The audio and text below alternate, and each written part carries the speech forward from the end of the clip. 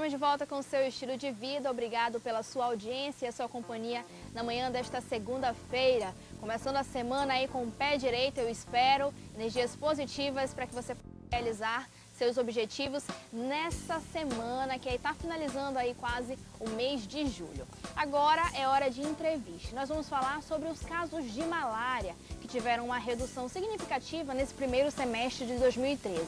46% em relação ao mesmo período do ano passado. Mas é necessário ficar atento, de qualquer forma, a essa doença que é tão comum aqui em nossa região. E esse é o nosso assunto de hoje do quadro ABC da Saúde.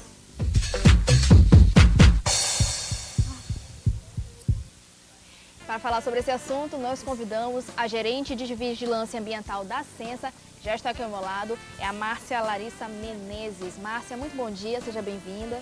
Bom dia. Então, Márcia, houve uma redução significativa realmente, é um dado muito positivo, porque na nossa região essa doença é muito comum. Mas a que se deve, então, essa redução no primeiro semestre deste ano em relação ao ano passado? Bem, Denise, na verdade é um conjunto de ações, né? Não necessariamente seria só uma ação. Correto. Então nós temos a Educação em Saúde, que trabalha com a população, informando qual é o risco da doença, como se prevenir. Temos a questão do diagnóstico precoce, que é aquela questão de você estar buscando esse paciente o quanto antes, Claro. para se diagnosticar e tratar a doença. E a questão também do controle vetorial, que se trabalha nessas áreas de risco, as orientações, como as pessoas devem estar evitando essas áreas, o horário também. E no ano de 2011 foram entregues mosquiteiros impregnados para a população. Então, assim, o uso desse mosquiteiro, ele favorece a prevenção, né? Claro. Então, o conjunto dessas ações está diretamente relacionado a essa redução. Muito bacana. Então é realmente um esforço coletivo para que haja essa redução. Agora, Márcia, o que é a malária, né? Nós estamos ao vivo aqui para o Brasil e para o mundo inteiro, pela internet. É muito comum em nossa região, a maioria dos amazonenses e dos amazônicos, de uma forma geral, sabe o que é a malária, já teve pelo menos uma vez na vida, né? Ou conhece alguém que tenha passado por esse problema. O que seria então a malária? Bom, Denise, a malária ela é uma doença infecciosa causada por um protozoário, né? Agora, o que é um protozoário? É um micro-organismo, né, que ele é transmitido através de um vetor. A malária ela não pode ser transmitida de pessoa para pessoa. Eu aqui do seu lado, eu preciso de um vetor para transmitir essa doença. Correto. E devido aos fatores ambientais da nossa região, ela torna-se uma doença de uma alta incidência na região amazônica. Mas graças a Deus, as ações, como eu falei anteriormente, nós temos conseguido reduzir essa incidência e isso prova no número de casos que nós estamos constatando, né, diariamente. Uma das ações que você comentou é a questão da detecção precoce, né? Então, assim, a partir do momento que a pessoa tem alguns dos sintomas, o que ela deve fazer? Tá. Imediatamente procurar uma assistência, né, uma unidade mais próxima da sua casa para realizar o exame diagnóstico, que é a gota espessa. E quando esse paciente ele está numa área muito distante, que não tem essa assistência, não tem essa unidade mais próxima, nós temos nossos agentes de endemias que vão até a casa desse paciente e fazem a coleta no domicílio, né, que nós chamamos de busca ativa, que é a busca por esse paciente sintomático. Então ele coleta essa lâmina, leva para o laboratório mais próximo, aguarda o resultado e já leva o resultado e, caso positivo, já leva o tratamento. Então, assim, a primeira orientação é que, aos primeiros sintomas, procurar uma unidade mais próxima para realizar o exame. Então a detecção da doença é feita por meio desse exame? Desse exame, a gota espessa. É preciso ir ao especialista para que ele possa fazer a avaliação. Não tem como ter certeza 100% sem procurar uma unidade de saúde aqui de Manaus? Não, a questão é o seguinte, nos primeiros sintomas, procurar a unidade, porque lá na unidade vai ter uma pessoa que vai fazer a coleta dessa lâmina e já vai ter o microscopista para analisar e já verificar imediatamente já sair o resultado. Tá certo, então. Mas a gente ouve muito falar, eu mesma conheço pessoas que já foram contaminadas mais de uma vez. Eu não sei se o termo certo é contaminado mais de uma vez, mas enfim, que já tiveram malária 2, 3, 4, é realmente assustador o número de vezes que muitas vezes uma mesma pessoa teve essa doença. Há um risco da pessoa contrair a malária ou, enfim, ter essa repetição? Com certeza, porque assim, a malária, ela não é uma doença que vai te trazer a imunidade. Peguei uma vez, não vou pegar mais, né? Não vou ter mais. E você pode, se você continuar exposto às áreas de risco, você pode ter várias vezes malária. E a gravidade disso não está diretamente relacionada ao número de vezes. Lógico que você vai perdendo, vai ficando mais debilitado o teu organismo. Claro. Mas outros fatores determinantes precisam para você ter uma maior gravidade. A idade, estado nutricional, estado imunológico, tudo isso são fatores que influenciam diretamente na gravidade também da doença. Então, se não é via de regra, uma pessoa que teve 5 vezes malária, necessariamente ela vai ter, digamos, uma cirrose hepática ou uma hepatite ou alguma coisa mais grave porque ela teve 5 vezes. Ela está mais propícia, pode ser devido ao número de vezes que aqueles fatores influenciam muito. Mas acontece também que algumas pessoas ou que morrem a ser pacientes assintomáticos. São pacientes que estão com malária,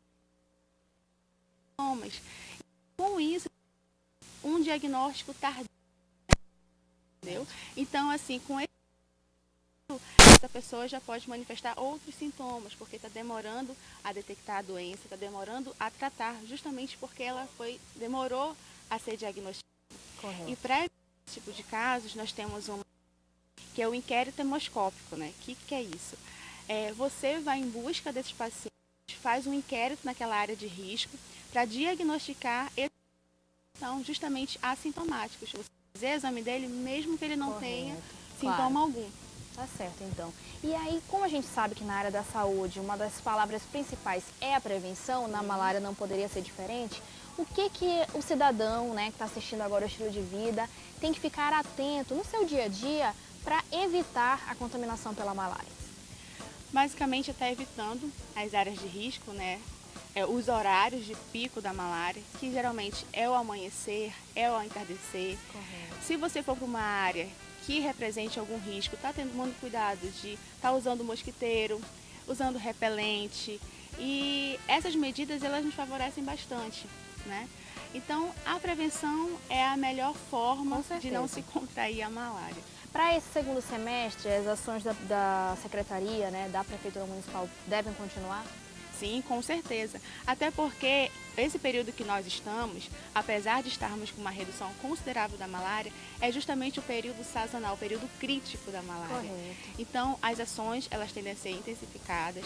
A busca por esses pacientes, como eu falei anteriormente, elas permanecem. A vigilância, ela tem que ser intensificada nessa época, porque se eu faço um diagnóstico desse paciente o quanto antes, ele não vai ser uma fonte de infecção para estar aumentando o risco da transmissão da doença. Então, as ações de educação e saúde, acho que a informação à população é a melhor forma que nós temos de combater a doença. Então, essas ações, elas vão continuar sendo intensificadas, além do controle vetorial, que é a questão da borrifação intradomiciliar, termonebulização, que vão ser aplicadas nas áreas que realmente requerem isso, são as áreas mais afastadas da cidade, periurbana, as áreas rurais. Então, esse conjunto de ações permanecem a ser intensificados nesse segundo semestre. Eu queria até salientar em relação a essa questão da borrifação, os profissionais que vão realizar esse trabalho estão identificados, a pessoa não tem que ter nenhum tipo de receio de receber esses profissionais na sua casa. Com certeza, eles vão identificados, tem uma pessoa que orienta, né, que eles estariam passando naquela área, naquele período, então eles são sim identificados, estão prontos, né, para estar trabalhando lá no domicílio. Márcia, para a gente finalizar, eu gostaria que você falasse sobre os números de casos. A gente sabe que diariamente esse sistema é atualizado. Como é que está a situação atual aqui em Manaus? Tá. Como você disse, né, no primeiro semestre nós tivemos uma redução de 46%. Esses 46% representam 2.532 casos de malária. Só como você disse, todos os dias, né, esses dados eles são renovados no sistema.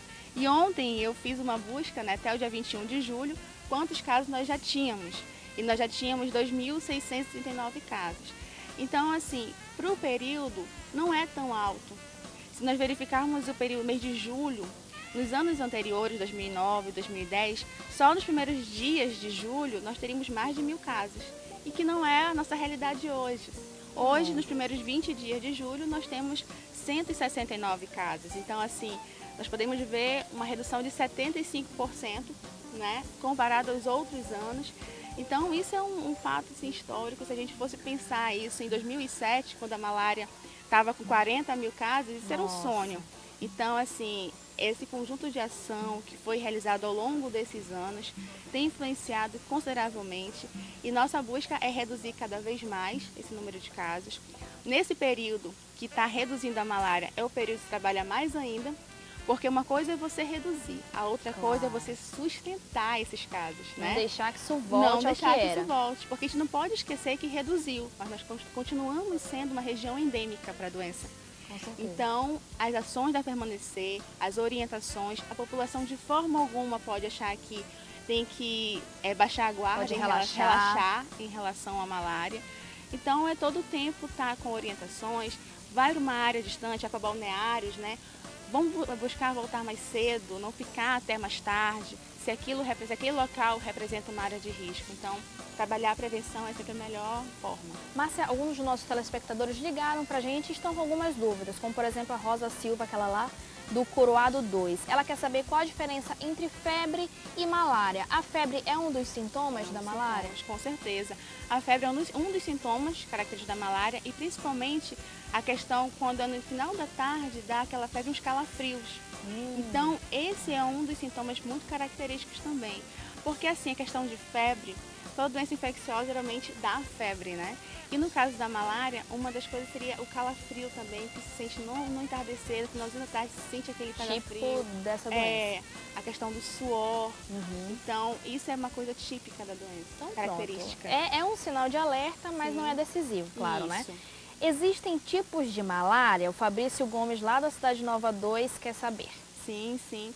Nós temos 4 tipos de malária, na verdade, né? A Vivax, falcíparo, ovário e malária. Só que na nossa região, as formas da malária que são predominantes aqui é a falcíparo e a Vivax. E a Vivax é a forma que mais nós temos aqui na nossa região, né? Falcíparo, graças a Deus, nós também conseguimos uma boa redução da falcíparo. Que seria uma das formas graves da malária também, né? Mais grave. Então tá certo. Obrigada pela participação dos telespectadores do Estilo de Vida, tirando as dúvidas aqui sobre esse assunto tão importante realmente, porque a malária, como a gente comentou durante toda a entrevista, é muito comum, mas você tomando alguns cuidados e aí com o apoio do governo, né, da ação pública realmente para diminuir, a gente consegue e os números estão mostrando. Conversei com a gerente de Vigilância Ambiental da Censa, Márcia Larissa Menezes. Márcia, muito obrigada pela sua participação, muito esclarecedora realmente. Obrigada. Obrigada, estou à disposição, precisando só chamar. Tá certo, bom dia então. E é isso, você fica alerta à malária, a gente não quer, né, você de cama aí tantos dias por causa de uma situação tão complicada como essa. Fique atento e o principal de tudo, como a Márcia bem comentou, busque informações sobre o assunto para que você não seja vítima dessa doença. Estilo de Vida vai agora para um breve intervalo comercial. No próximo bloco, nós teremos a nossa entrevista do quadro Fique por Dentro, falando sobre a meditação. Como é que está o nível de estresse, seu relaxamento? A meditação é uma boa técnica para te ajudar a viver cada vez mais e melhor. Confira no próximo bloco. Até já!